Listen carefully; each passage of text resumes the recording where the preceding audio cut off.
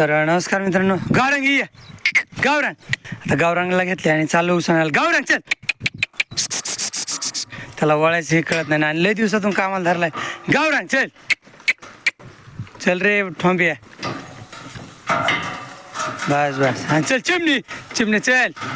चिमणी चिमणी आहे तू बी येडण करतो मग नवीन बेला. चिमणी म्हण. गावरांग चल. गावरांग म्हण. ए बैल बर चल. चिमणी आहे चल ना. लय दिवसातून झोपलं की असंच करत. चल गावरांग. एकदा रस्त्याला लागेपर्यंत त्याला कळण तळ्याकडे जायचं. चिमणी चिमणी चिमणी चिमणी आहे. चल गावरांग. आता चालतं व्यवस्थित. एकदा बाहेर निघेपर्यंत थोडा परेशान करतो, म्हणजे ते बी कन्फ्यूज होतो की आपल्या शेताकडे जायचं का तळ्याकडं.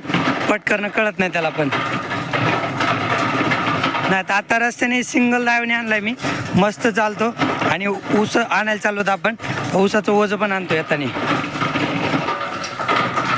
चला आता आलोय ऊसाच्या शेतावर जवळ आलोय. गावरांग ए चल बाबा. गावरांगी आहे. कुठं शिरतोय झाडा निंदिरी. चल झुडपात ह्याच्यात कुठं पण चालतोय. आता बाकी मस्त चाललाय. जरा 2 फटके दिले हातोडाचे लगेच चालायला लागला मस्त. चिमण चिमणी चिमणी चिमणी आहे बैल. चल चल गावरांग. चला एवढा ऊस घेतलाय रस्त्याने जायचंय. एवढा ऊस घेतलाय बैलगाडीत. हे गावरांग चल. मधून नाही मी रस्त्याने चालू आता नाही. मधून नाही घास काटून येतं इकडून यावं लागतं लांब. त्या दिवशी काल उगं घोड होतं ते आलतो मधून. गावरांग ए चल. लय दिवस झालं त्याला बी झोपलेलं. चिमण चला आता गोट ए काबरी गोट्यात सगळ्यांना खाली टाकले. काबरी नाही हिचं नाव काय. डुबरी. अरे हो खा ना. बघा डुबरीला ताजी उसाची कुट्टी टाकली. ती तर बघायला पण तयार नाही. कसं वास घेते. मग नाही खायचं तर तू उपाशी राहा. सौबाबा जीव सोडून दे. दुसरं काय खायला नाही भेटणार. वृंदा तू पण अशी उपास ना तसाच जीव सोडून दे. काय मग गुरं परेशान करतातच तसं. आता मी उसाची कुट्टी टाकली. आता उन्हाळा आहे काय होतं बरं उसाची कुट्टी खायला. तर बाकी मग सगळ्यांना टाकली आणि सध्या थोडी थोडीच कुट्टी टाकली खायला. कारण की ऊसाची कुट्टी ना भरपूर गुरं खातच नाहीत भरपूर. त्याच्यामुळे मी 5 कॅरेटच ऊसाची कुट्टी केली होती आणि 5 कॅरेटच गव्हाने 3 टाकलेत. इकडे 1 कॅरेट टाकले आणि तिकडे शुभश्रीला घोड्याला त्यांना 1 कॅरेट टाकले आणि इकडं दुसरं टाकलं होतं. त्याच्यातली खिलेरी पण तिला खायला टाकले बरं का. आत्ता ताजी ऊसाची कुट्टी टाकली सगळ्यांना. खिलेरी पण माझ्याकडेच बघते, माझ्या तोंडाकडे. आणि उन्हाळ्यात आता दुसरं काही खायलाच राहत नाही तर त्याच्यामुळं काय टाकणार ह्यांना. आणि ह्यांना कसं पाहिजे चरायला. गंगा आता उन्हाळ्यातला प्रॉब्लेम काय होता माहिती का. चरायला सोडलं नाही तेव्हा गंगा कशी मॅट चाटते खाली. प्लास्टिक चाटतात आणि ते नॉर्मल आहे. उन्हाळ्यात तसं करतातच गुरं. त्यांना पाहिजे सैंधव मीठ चाटायला. काही दिवसांनी आणू आपण सैंधव मिठाचे खडे पण आणू, पण थोडा वेळ लागेल. त्याच्यामुळे उन्हाळ्यात आणि गव्हाणीला कसं ना 1-2 आयटमच खायला भेटतात. चरायला जात होते ना तर त्यावेळेस वेगवेगळे आयटम खायला भेटायचे ना आणि परत घरी आल्या पण खायला भेटायचं. त्याच्यामुळे सगळं खायला भेटत होतं. आणि आता घरी कसं पेरण ऊस आणि वैरण 3 गोष्टीला गेले ते कंटाळून.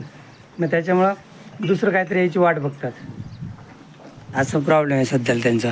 त्यामुळं गंगा पण खात नाही. आता लागली खायला थोडं चाटून. ए वृंदे खाय ना तू. हां आणि जर्शांचं नाही बरं का. जर्शा कधीच कंटाळत नाहीत खायला. तेवढं स्टॅलिन खाते, मोरी खाते, इकडं मेंटास पण खाते. आणि तो बगीरा आहे ना बगीरा पण खातो. जर्शी गुरं सतत एक आयटम भेटला ना तरी कंटाळत नाहीत. म्हणजे सारखं नेपेर म्हटलं तरी कंटाळत नाहीत. जर्शी गुरं खायला 1 नंबर राहतात. गौरंगा तू पण तसंच बस. आता ऊस एवढा उगच ठेवला राहा. म्हणजे ऊस कशासाठी ठेवला होता आपण गुरांसाठी की सेफ्टीसाठी. जर समजा आगुटीला पाऊस उशिरा पडला तर मग गुरांना खायला वगैरे लागतं. उन्हाळ्यात गुरांची अचानक संख्या वाढली किंवा लयच गुरं पटपट चारा खायला लागली तर एक सेफ्टीसाठी ऊस ठेवला होता. पण मला आता वाटतं यार उगाच ठेवला ऊस. आणि आताशी एक तुकडं संपलं आहे, एक शेत संपलं आहे, आणखीन 2 शेतं तसेच आहेत. आणि जो जास्त होता ना तर चांगलं शेतच मी आजवर तोडले, तर त्याच्यामुळे थोडा प्रॉब्लेम होता. आता हिल पण बघा ना, ही पण ऊसाच्या कुटील किती कंटाळी. सकाळी पाणी पाजलं बरं का हिल स्टाईलला, पण ही ऊसाची कुट्टी किती फ्रेश आहे. ह्याच्यात तुम्हाला सांगतो, हे बघा हा वाड्याचा पाला आहे, तर हे पण खात नाही. खा, हे खा ना, हे खा, ते पण खात नाही. आणि हा ऊस तर खातच नाही. आणि सध्याला ऊसाला झालं काय माहिती का, हिरवा कंटेंट जरा कमी आहे ऊसाचा. ऊस फक्त वाड्यालाच, आणि तो पण कमीच हिरवा आहे, म्हणजे फक्त वाड्याला हिरवा आहे आणि बाकी सगळा ऊसच आहे. त्याच्यामुळं गुरं कंटाळलेत, गुरांना लागतं हिरवं खायला. मग त्याच्यामुळे शुभश्री पण अशी माझ्याकडेच बघते. आता हिऱ्याला पण मी खायला टाकले, पण तो पण माझ्याकडेच बघतोय. तर सगळ्या गुरांचा प्रॉब्लेम हाच, ह्या गावरान गुरांचा, की त्यांना एक आयटम सतत जमत नाही. शुभश्री, अरे एवढे वेळेस म्हणजे आत्ता ऊस खा, तुला मी संध्याकाळी नेपेर नाही तर वरण टाकतोच. नेपेर आणि वरण दोन्ही मिक्स टाकतो बाई, पण तू ऊस खा. तिकडं ऊसाच गुट्टी सोडली आणि माझ्याकडे बघतात. सगळे गुरुवर काय खायचं नसलं की माझ्या तोंडाकडे बघतात. म्हणजे मला कसं तरी वाटावं, असले गुरु आहेत हे. मी आता आलो होतो दारं बघायला. आपल्या आंब्याच्या झाडांना पाणी द्यायचं चालू आहे. तर हे बघा समोरून ह्या पाटातून आले पाणी, तर झाडांना पाणी द्यायचं चालू आहे आंब्यांना. आणि हे बघा आंबे सध्याला असे आहेत, छान आहेत. एक 15-20 दिवसात पहाड लागेल.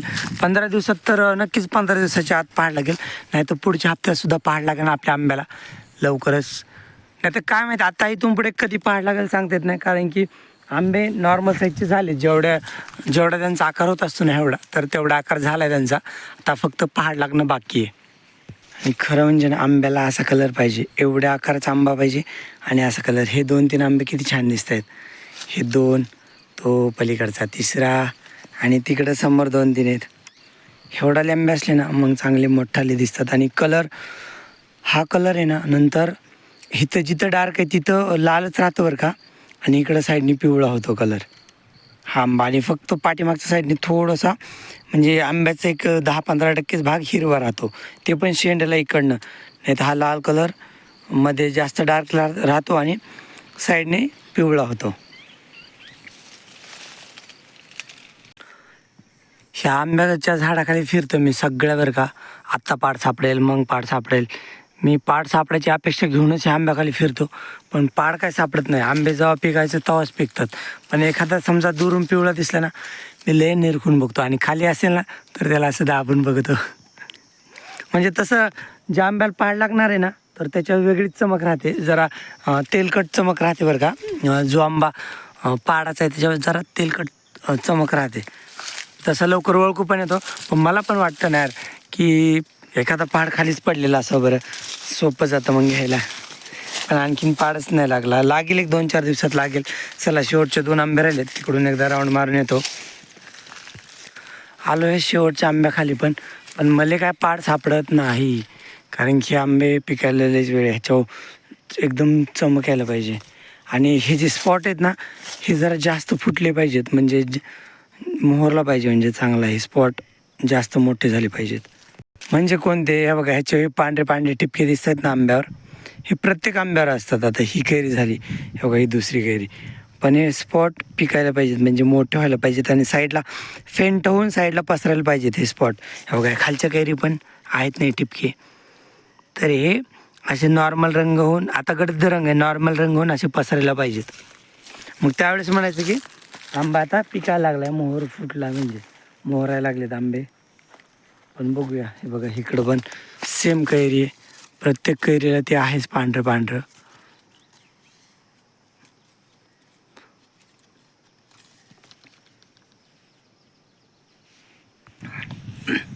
तर मित्रांनो आता विषय काय माहिती आहे का, ऊन लागल्यामुळं आंबे दिसतात लाल. तर मला वाटते तो पहाड असेल, तो पहाड असेल, तो पहाड असेल. कारण की आता चाव लागलीच, आता इथून पुढे पहाड पकायला म्हणजे पहाड दिसायला सुरुवात होतेच. त्याच्यामुळे मला आंब्याला बघितलं जरा लालसर वाटतं तो पहाड असेलच, असं होतं मला. पण टाईम झालाच पहाड लागायचा, आणि लहानपणीपासून आंबे खातो ना, तर त्याच्यामुळे आंब्याची लय वाट बघतो मी. आणि आपलं बोरवेलचं पाणी, एक बोरवेल बंद आहे आणि एका बोरवेलचं पाणी हे बघा इथं चालू आहे आणि इथून हे असं मका भिजवायची चालू आहे. आत्ता भुईमुगावर पाणी होतं पण मला जेवण करायला जायचं तर त्याच्यामुळे मी मक्कावर पाणी लावलं आहे. कारण की आता दारा बघायला जातच नाही, अगोदर जेवण करून घेतो. मग तोपर्यंत मक्का पण भिजवायचीच, जिथवर भिजेल तिथवर भिजेल. तर मित्रांनो विषय काय झाला, शुभश्रीला सकाळी पाणी असतं, स्टॅलिन आणि शुभश्रीला सकाळ सकाळी पाणी असतं, म्हणजे दूध काढून झालं कीच. आणि परत दुपारी गुरांसोबत असतं आणि परत संध्याकाळी पाणी असतं गुरांसोबत. तर आज शुभश्री माझ्याकडून पाणी पाजायची विसरली. मग तिथं बकेट भरून ठेवले होते मी 2, तर त्याच्यातली एक बकेट आणली आणि तिच्या पुढे ठेवली. मला आत्ता लक्षात आलं, म्हणजे आंब्याच्या शेतात होतो तेव्हाच माझ्या लक्षात आलं की शुभश्री पाणी पाजायची राहिली म्हणून. मला कसं लक्ष झालं काय माहिती. तर मी आत्ता तिला बकेट भरून पाणी ठेवलं. तर एवढी एक बकेट काय तिला पुरत नाही. मग इकडं मी बादलसाठी दुसरी बकेट आणली होती, तर ही पण तिला ठेवतो. शुभश्री कसं रे झालं, तू विसरूनच राहिली राव. गुरु एवढे मोठे आहेत ना, तर होतं असं कधी कधी.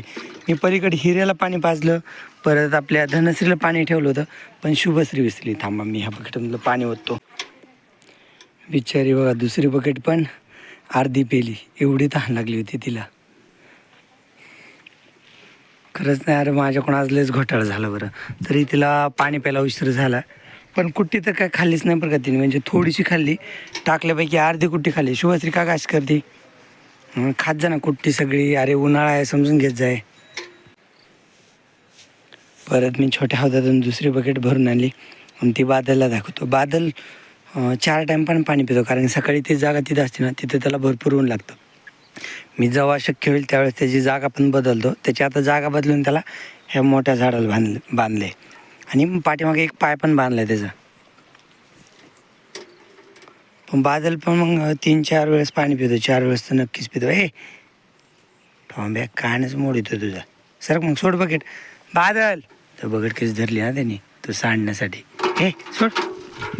गुरं सगळे बकेटी खराब करून टाकतात. चला आता लाईट जायची वेळ झाली. मी नेपेर तोडून ठेवला इथं, तर आता नेपेर नेऊन खायला टाकायचं आहे. आज भरपूर काम केलं, म्हणजे ऊस पण आणला काटवंतल्या शेतात, तळ्याकडच्या शेतातून ऊस आणला, आंबे भिजवले, तर भुईमुग भिजवला, थोडं मकात पाणी सोडले, परत सकाळी गुरांना खायला टाकलं. आत्ता नेपेर तोडला आहे, व्हायचा आहे आणि कुट्टी करून गुरांना खायला टाकायचं आहे. आणि गुरांना खायचं झाल्यानंतर मग संध्याकाळचं पाणी पाहिजे ना, मग झाले कामं. आता शुभश्रीचं दूध मीच काढतो. आता एक 7-8 दिवस झाले मीच शुभश्रीचं दूध काढतो. एवढे आणि हे रोजचेच काम आहेत आपले. चला एका टायमासाठी एवढी कुट्टी केली आणि इकडे 1 कॅरेट पण भरून ठेवलेत. हे पण आत्ताच टाकायचे. जवळपास एका गुराला 1.25 कॅरेट लागतं, मोठ्या गुराला. हे चिल्ले पिल्ले हे नंदिनी बगिरी दोघात अर्ध कॅरेट पण नसतील खाल्ले. एक 20% खात असतील कॅरेटचं एक भाग. परत राणीला 1.25 कॅरेट लागतं, देवश्रेणीला 1.25 कॅरेट, लालीला 1.25 कॅरेट, हरण्याला अर्ध कॅरेट, गंगाला 1.25 कॅरेट, स्टॅलिनला 2 कॅरेट, परत मोरीला 2 कॅरेट. असं म्हणजे गुरांच्या आकारावरून खातात ते. पण तसं नॉर्मली प्रत्येक गुराला 1.25 कॅरेट म्हणायचं, 1 ते 1.25 कॅरेट. तर हे असे मी इथं 2 आणि 3 5 कॅरेट भरून ठेवले. तर इकडं काही, इकडं कुट्टी, गरज पडली तर खाली कडबा आहे आणि ऊस पण शिल्लक आहे. तर नाही बघा, हे बघिरे उठ ना. मित्रांनो सगळ्यांना खायला टाकली. आता नेपेरची कुट्टी खायला टाकली सगळ्यांना. हे मोरी कधी कधी मारतात ते एकमेकांना, तसं काय नाही, पण खातात सगळे, ॲडजस्ट होतात. जे मारतात त्यांना 2 दाव्याने बांधले असं. इकडं परत हे बघा, इथं नेपेरच्या कुट्टीचे कॅरेट भरून ठेवलेत. हे 3 आणि 2 5 कॅरेट शिल्लक आहेत नेपेरच्या कुट्टीचे. परत हे बघा, ही मी वैरणीची कुट्टी केली. खाली थोडासा ऊस उरला होता ना, तर इकडं खाली ऊसाची कुट्टी आहे आणि इकडं वैरणीची पण केली थोडीशी. म्हणजे ह्याच्यात ऊस थोडा आणि वैरण आहे. वैरणीची आणि ऊसाची ही दोन्ही मिक्स कुट्टी केली, कारण की फक्त ऊस गुरं खात नाहीत, कंटाळतात. मग त्याच्यामुळे एवढी नेपेरची कुट्टी संपल्यानंतर जर गरज पडली तर ही कुट्टी टाकायची, नाहीतर मग उद्या सकाळी टाकायची ही कुट्टी. चला आता लय घाम आलाय, गरमी पण लय होते ना शेडमध्ये. चला आज सगळे कामं लवकर उरकलेत. गौरंगला पाण्यावर सोडले, पांढऱ्या बैलांना तर पाणी दाखवले, गौरंगला आता पाण्यावर सोडले. ह्याच्यानंतर नंदिनीला पाणी पाजतो, कारण की पाण्याची लेवल खाली गेली ना, मग नंदिनीच्या तोंडाला पाणी येत नाही. मग त्याच्यामुळं अगोदर आता गौरंग झालं ना, मग नंदिनीला आणतो. लाडा